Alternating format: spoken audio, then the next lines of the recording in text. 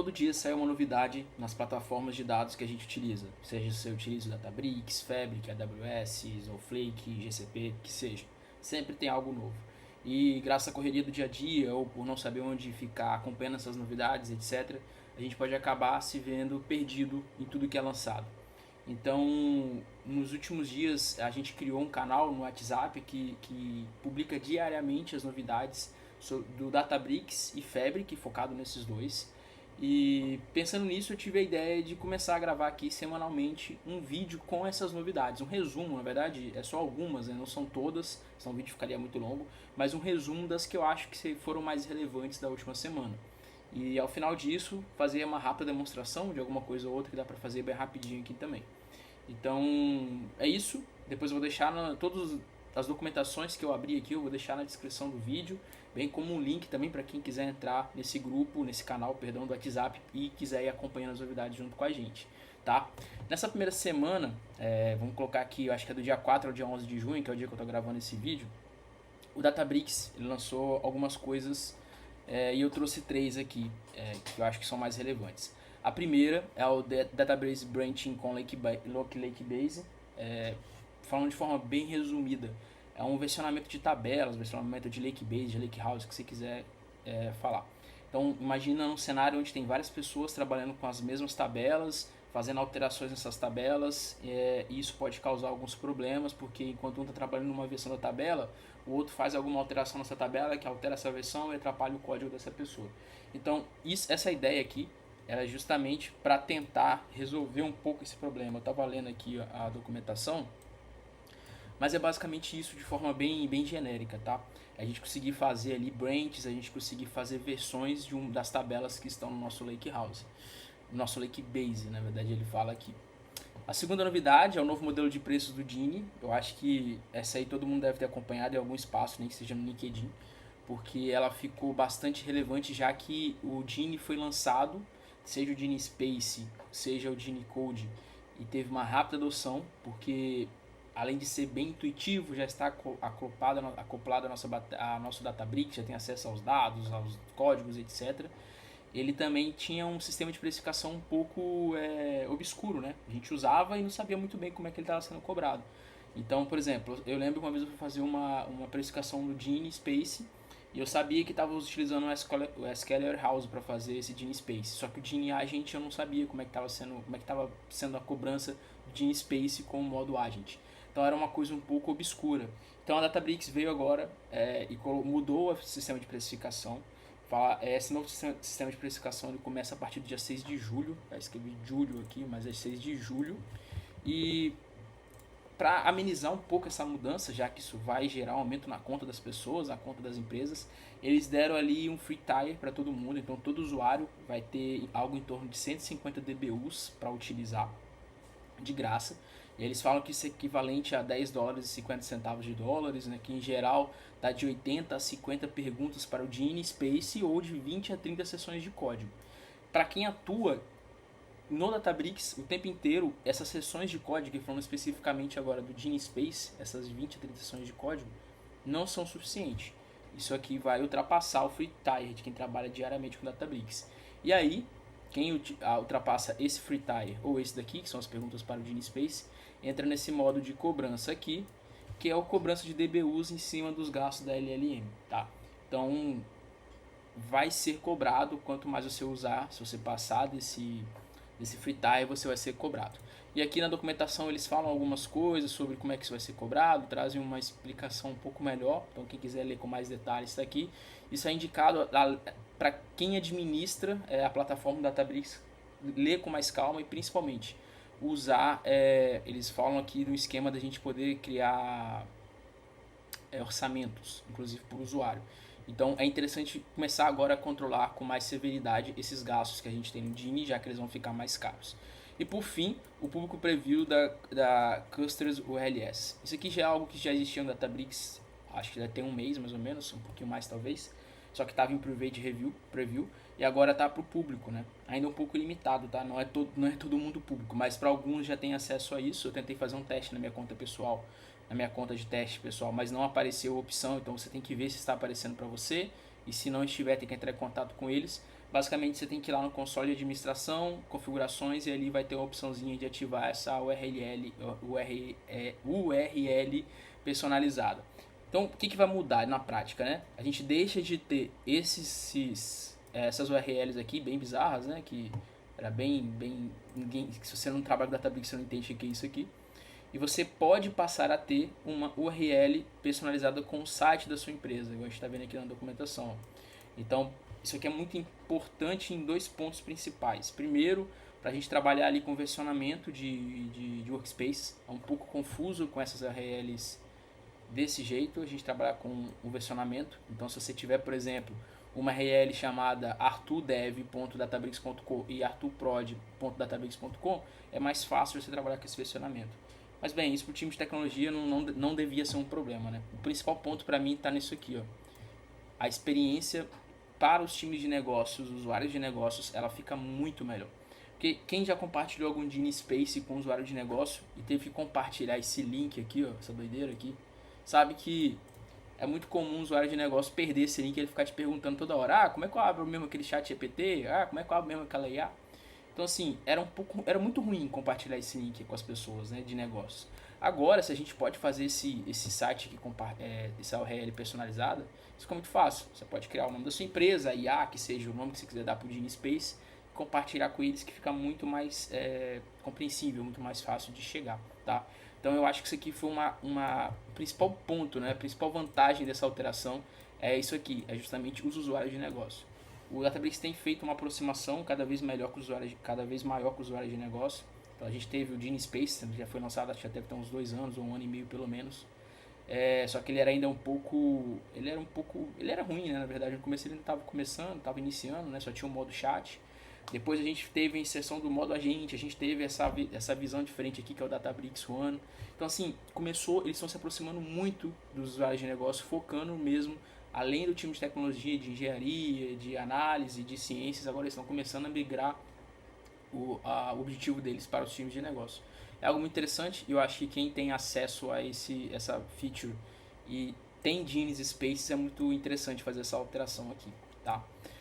Agora falando do Fabric, o Fabric lançou duas ferramentas também, duas features que tecnologicamente são bem simples, a gente vai fazer aqui o hands-on das duas, aliás, mas assim, são bem simples de implantar e elas têm um impacto muito forte em facilitar o processo de interação com o Fabric. O Fabric ele tem esse objetivo, né, de ser uma plataforma de dados ali que abrange todo mundo, desde engenharia, cientistas, agora de pessoas de IA com data agents, ou até mesmo um time de negócios, tá? Podendo também utilizar o Fabric diretamente.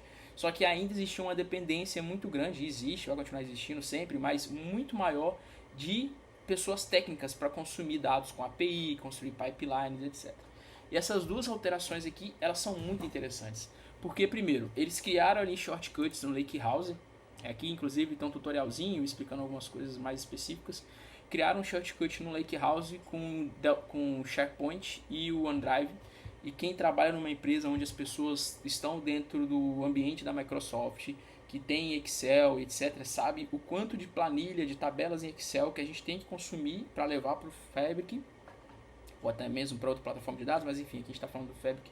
E esse consumo muitas vezes era feito ali por meio de API. Então a gente tinha que chamar a API do SharePoint, chamar a API do OneDrive, baixar a tabela, salvar talvez um blob storage. Enfim, pelo menos foi isso que eu fiz há uns 7, 8 meses atrás, quando eu trabalhei com um projeto desse. Tá? Não sei se ainda estava assim, imagino que sim.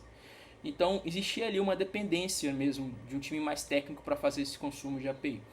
E aí, bem, as coisas estão sendo modificadas. O Databricks, inclusive, lançou no último mês, ou nesse mês ainda, eu não lembro, uma ligação nativa com o Excel. Então, isso assim, foi um passo bem interessante do Databricks nessa direção. E o Fabric não perdeu muito tempo e fez a mesma coisa, né? Já tinha feito isso há algum tempo, já que é tudo da própria Microsoft, já tinha feito isso há algum tempo. Mas fizeram agora, não sei se movidos pela que o Databricks fez. Mas basicamente, né, é criar um shortcut, que a gente pode fazer, é criar um shortcut no OneLake para o OneDrive e o SharePoint. Então vamos criar aqui, é bem fácil de fazer, não tem muito segredo. Deixa eu fechar aqui, eu estava fazendo alguns testes antes de começar a gravar o vídeo. Mas a ideia é o seguinte, a gente vai abrir o Lakehouse. Opa. A gente abre o Lakehouse. vem aqui em Get Data, New Table Shortcut. Deixa eu carregar aí, mas vamos indo, acho que vai dar. E aqui a gente já vê que já tem as opções, ó, OneDrive, SharePoint. Então vamos clicar no Drive que eu já tenho.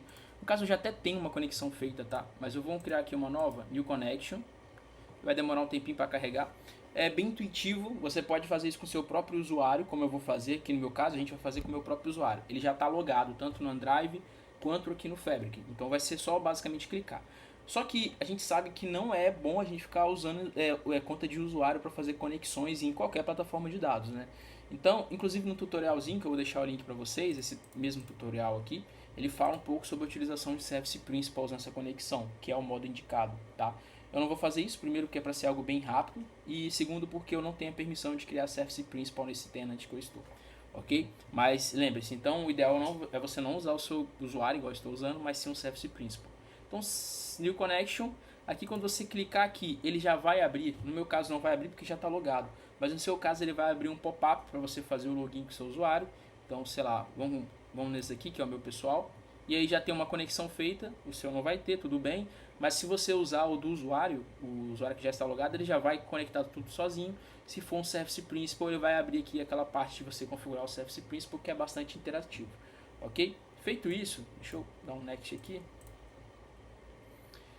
Ele vai abrir a pastinha para você escolher a qual documento você quer se conectar, tá? Então ele vai abrir aqui seu OneDrive e aí você vai escolher o que você quer conectar aqui. Eu já tinha feito a conexão previamente, então a gente pode ver aqui, ó. Já tá até aqui, né? Deixa eu chegar um pouco minha câmera pro lado aqui, porque eu não tô conseguindo ver. Boa. Então já tá aqui, ó. Quando eu configurei a conexão, não mexi muita coisa, só fiz a conexão. Então tá DBO, Undefined, Records, e isso aqui é uma pasta do meu OneDrive. Então veja, a gente pode fazer isso agora com SharePoint OneDrive e a gente pode trazer as tabelas, principalmente as tabelas que a gente mexe, ou talvez JSON também, enfim, tem várias utilizações para isso, direto para cá. E com essas tabelas, JSONs, às vezes lá no SharePoint tem alguma documentação de negócio, você pode trazer também para usar com IA, para criar regras de negócio, enfim, tem uma série de utilizações para isso aqui, eliminando a necessidade da gente construir uma API para consumir os dados do SharePoint e do OneDrive. Boa? Agora, a segunda novidade do Fabric é essa daqui, é a migração, a possibilidade de migrar, quer dizer, de importar pipelines do ADF para o Fabric. O Fabric tem o Fabric Pipelines, né, que é uma ferramenta do próprio Fabric, que é essa daqui. Você pode vir aqui, New Item, eu acho que é Pipeline mesmo, que é isso aqui. Então você pode consumir, criar uma pipeline dentro do Fabric. A minha experiência, tá? E aí a minha experiência de 6, 7 meses atrás, quando eu trabalhava com o Fabric diariamente, não foi boa. Tinha algumas limitações de execução, por exemplo, eu lembro que na época a gente tinha um limite máximo de 10 notebooks sendo utilizados em paralelo, não sei se continua com esse limite. A gente tinha algumas limitações também de funcionalidades, de parametrização. Então tinha alguns limites que a gente utilizava no Fabric, nesse Fabric Pipeline, e isso fazia com que a gente preferisse utilizar o ADF para orquestrar jobs, notebooks, etc. do próprio Fabric. O que eles fizeram agora com essa nova alteração, né? Agora você pode criar os seus pipelines no ADF e migrar eles para o Fabric. E, ao mesmo tempo, você pode alterar os seus pipelines do ADF direto no Fabric. Isso aqui tem alguns ganhos, né? O primeiro ganho é essa facilidade. Então, pensa que você trabalha no Fabric, um processo de ETL, mas você precisa orquestrar esse processo no ADF. Então você tem que ficar muitas vezes migrando de uma plataforma para outra para fazer as alterações, ver como é que está rodando o pipeline, etc. Agora você não precisa mais estar tudo em um lugar só, você pode colocar tudo direto no Fabric. Mas ao mesmo tempo você tem um outro ganho, né? Que lembra que eu falei que o Fabric ele abrange todo mundo, desde usuários mais técnicos a usuários menos técnicos. E o ADF já é uma plataforma, uma ferramenta um pouco mais específica, uma ferramenta um pouco mais técnica. Então você pode ter alguém que trabalhasse no Fabric, que conseguisse criar ali data flows, dashboards, etc. Mas não conseguisse, por exemplo, atualizar ou colocar esses data flows direto no pipeline do ADF. Ele dependia então de alguém mais técnico, normalmente um time de plataforma, para colocar esse data flow, dando um exemplo, utilizando mais uma vez o exemplo do data flow, nesse pipeline. Agora com isso, você pode permitir que esse cara atualize esse pipeline diretamente no Fabric, tá? Então veja, vamos abrir aqui meu workspace, a gente vê que já tem aqui, eu já tinha feito um import para teste, E eu encontrei inclusive um bug, tá? Que a gente vai ver ele acontecendo ao vivo agora. Então ele está importado aqui e eu vou apagar ele, tá? E a gente clica então Unmount. Bem, o que isso aqui está falando? Eu estou apagando esse cara do meu workspace, ele não existe mais. Se a gente olhar aqui, ó, não existe mais, beleza? E aí tem duas formas de você trazer esse pipeline do ADF para o Fabric. A primeira forma é no próprio ADF, tá? Então eu já criei um pipelinezinho aqui só de exemplo mesmo, pipeline de teste, ele tem 2 waits, na verdade deixar só um wait. Vamos publicar ele aqui para alterar. Então esse pipeline ele está no ADF, ele não está no Fabric, olha. Voltando aqui, a gente não tem nada nele aqui. Qual é a primeira forma? Cria o pipeline no ADF, ou se já for um pipeline que já está criado, vai ter esse botãozinho aqui, ó. Então você vai migrate to Fabric, get started, next. Você vai escolher o seu workspace que você quer migrar esse cara.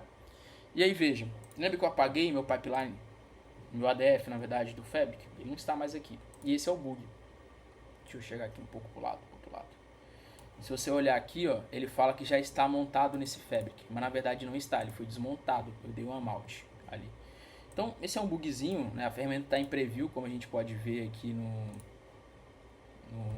botão, então isso é esperado ter bugs, tá? Mas pode acontecer com você. Então o que você faz se acontecer isso? Você usa outra forma de migrar pipelines do ADF para o Fabric. Essa é a primeira forma, fazendo direto pelo ADF. A segunda forma é indo lá no Fabric, aqui ó, migrate, tem um botãozinho de migrate, tem uma série de migrações que você pode fazer, mas a que a gente está usando aqui é o Data Factory, e aí você vai escolher, bem, no meu caso só tem um, eu vou marcar ele, deixa eu chegar aqui um pouquinho do lado, dou OK aqui, pronto, esse cara já está sendo montado, ele já foi montado aliás, ele está ali, vamos voltar lá para o meu workspace, está aqui agora, lembra que eu dei um Unmount? Agora eu montei ele novamente. Por que eu fiz por aqui? Porque não deu para fazer lá pelo ADF por causa do bugzinho, tá? Então vamos abrir ele, ó. Vamos dar fechar aqui, já está conectado, beleza? Pipelines, e é aquele pipeline que eu criei lá. Então, o pipeline que existe no ADF, você consegue jogar ele para cá, tá? E você também consegue mexer nesse pipeline daqui. Vamos criar mais uma atividade. Essa câmera sempre atrapalha, né? Aqui, as atividades. Vamos colocar um outro wait, né? Porque ele já... não preciso fazer nada com ele. Pronto, tem um outro wait aqui. O que eu vou fazer com esse cara? Publicar. Sempre no ADF, né? Nossa, eu perdi muito tempo com isso. Muito tempo, tipo 2 minutos, né? Mas já perdi tempo com isso configurando ADF. Tem que publicar. Tudo que você alterar, você tem que publicar. Beleza? Publiquei isso no Fabric. O que tem que acontecer agora? Ele tem que aparecer atualizado aqui no ADF. Vamos dar um F5. Espero que não dê nenhum bug nesse processo, mas não deu. Então tá aqui o wait 2. Então com isso, a gente tem agora essa possibilidade de usar o ADF dentro do Fabric e facilita essa centralização tudo no Fabric. O que eu acho que falta ainda é você conseguir executar os benditos notebooks do Fabric aqui no ADF, né? Não dá. Se você for olhar aqui, só tem como executar o notebook do Synapse e o notebook do Databricks, não tem um notebook do Fabric. A não ser que, como eu disse, eu não sou o maior especialista em ADF e em Fabric, tá? Mas eu lembro que não tinha como, algum tempo atrás, a gente tinha que utilizar a API do Fabric para fazer essa execução no ADF, então eu tinha que configurar um código para rodar essa API, etc. Eu não entendo por que dessa dificuldade, eu acho que deve ter, inclusive, não é possível, né? Deve estar no roadmap deles já incluir uma forma mais simples de rodar notebooks do Fabric aqui dentro. Então, essas foram as principais novidades que eu acho que aconteceu na última semana. Se vocês acham que tem outra mais relevante, fala aí nos comentários que a gente pode tratar no outro vídeo. E, como eu disse, todos os links de documentação que eu utilizei aqui vão estar na descrição do vídeo. E quem quiser entrar no canal do WhatsApp para receber essas novidades diariamente, e aí são mais novidades, obviamente, por dia tem de 3 a 4 novas features ou discussões específicas sobre essas duas plataformas de dados. O link do WhatsApp também vai estar aí na descrição do vídeo. Beleza? Então tá, gente, até mais, tchau, tchau.